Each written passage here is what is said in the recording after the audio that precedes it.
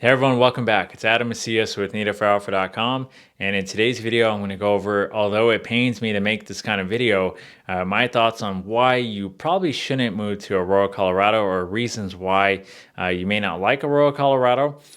Me being a Denver millennial, native, and real estate investor for almost a decade now, it kind of pains me to make these videos on maybe you won't like this part of Colorado or Denver or Aurora or Nevada or whatever video I end up making it on.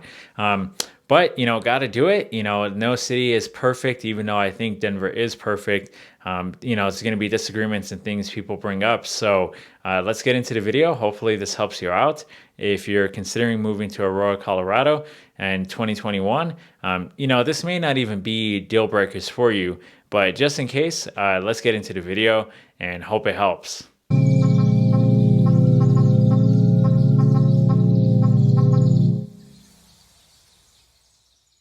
So the first thing I'm actually going to go over in this video is that Aurora doesn't have a downtown or old town area.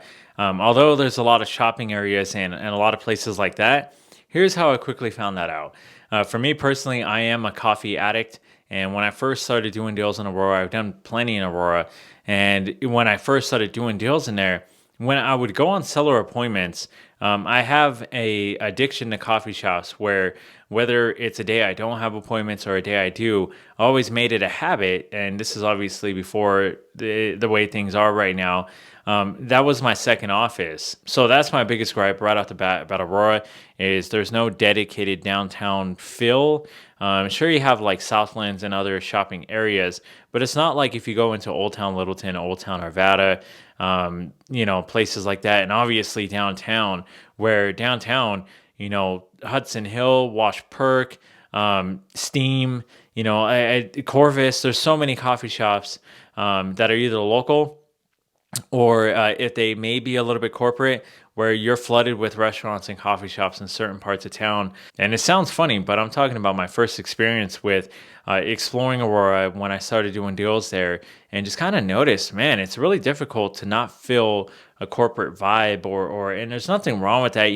There's a Starbucks on every corner, and if you like the corporate places, corporate restaurants, more nationwide restaurants, I don't have a problem with that, or you if that's the case. But for me personally, I love supporting small businesses, and I love that more small town, old town feel that other places have that Aurora just doesn't have. And if you actually are curious about what coffee shops I would recommend being a coffee addict, I may as well just throw this in there as a bonus for this video, is if you're downtown, I would say Steam Coffee in Platt Park, Wash Perk and Wash Park, Hudson Hill and Cap Hill, and oh god, see, now I better just stop it here because now I'm just gonna go all over the place. Also, when it comes to that old town feel, I think the reason why I bring this up that I take to heart is that everything just kind of feels spread out with the shopping districts like Southlands and other spots where you do have small businesses and whatnot, but you have to do a lot of traveling. And that's, I guess, my second thing is everything feels so spread out compared to if you live downtown or in a place where they have their old towns and it's more locally community oriented.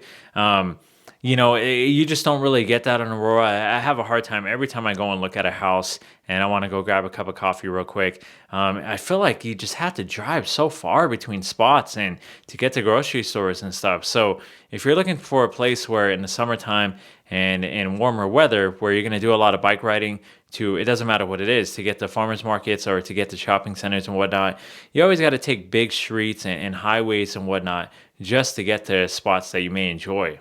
Unless you actually find a house that is down the street. But even then, the sidewalks and the streets, it just doesn't feel as friendly as other spots of town and other parts of Denver where there's a lot of bike lanes, a lot of paths to walk and things like that. Now the next thing I'm going to bring up is when it comes to the Rocky Mountains, obviously it's what we're known for. It's the highlight, the best thing about living in Colorado, in my opinion, besides, the lifestyle, living in Denver, etc. But if you live in Aurora, I'll put it in movie theater terms. If you live in Boulder or parts of Fort Collins or Colorado Springs, actually, I won't go too much on a tangent with those, but let's just say Denver.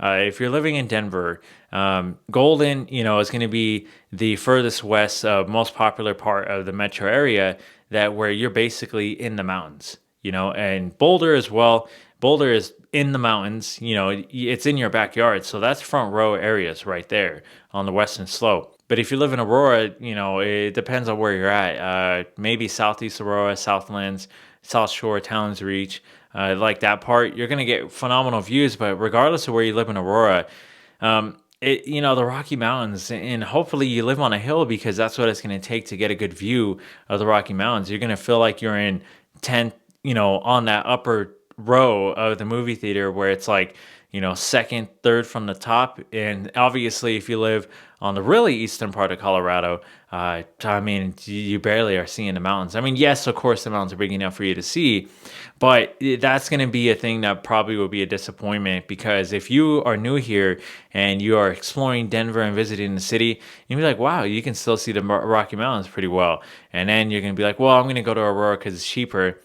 Well, it's just another thing you're going to have to consider, where what kind of scenery do I actually want? And if you live in Aurora, it's just not going to be as good as other parts. So I don't want to make it seem like Aurora is a terrible place to live. It's not at all. I mean, I will say, when I started in real estate back in 2011, that it's pretty amazing to see how much growth and how expensive properties have gotten. Okay, let me use a different phrasing. How much appreciation has happened in Aurora since I started. I wish so bad.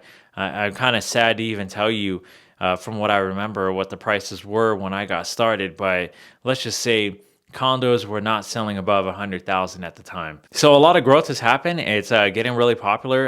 There are perks to live in there for sure. Cheap water, Cherry Creek School District 5, and other great school districts. You're close to the airport, close to a lot of highways. You have shopping centers, you have Southlands, you have a lot of new development in Southeast Aurora.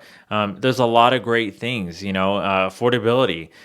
So appreciation's going up and demand's going up, but also it's still one of the more affordable spots of the metro area, compared to, if, I guess another thing going on with travel and proximity is, if you're concerned about going to the mountains a lot, then it's probably not going to be for you, because it's going to take 45 minutes, an hour, depending on where you live in Aurora, just to get to the mountains, regardless of what route you take. Doesn't matter if you take E470 or I-70 or whatever. It's going to be hard to get to the mountains frequently. If you don't care about that, and you're like, hey, I got stuff to do other than going on a mountain trip every single weekend, well then, great. Then you really don't have to worry about it, and you still have a lot of reservoirs, a lot of lakes, and a lot of parks to visit and be outdoors with. All right, so that's going to conclude my take and my opinion on why you probably shouldn't move to Aurora, Colorado. If you are considering it right now, and just kind of want to know, okay, what are the pros and cons? Well, like I said, I'm very biased about my city and about Colorado as a whole. So it's hard to come out with videos about, okay, what are some flaws about certain areas.